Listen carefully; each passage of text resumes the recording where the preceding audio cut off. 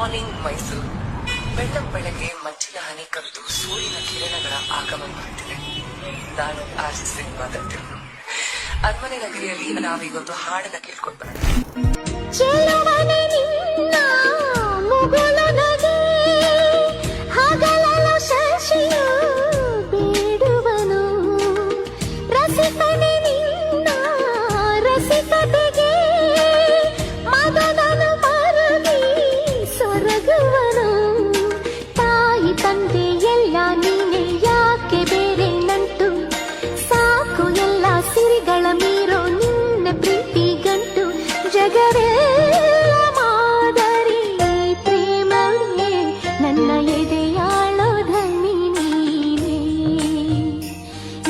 ಸಹಚಾರಿಣಿ ನಾನೇ.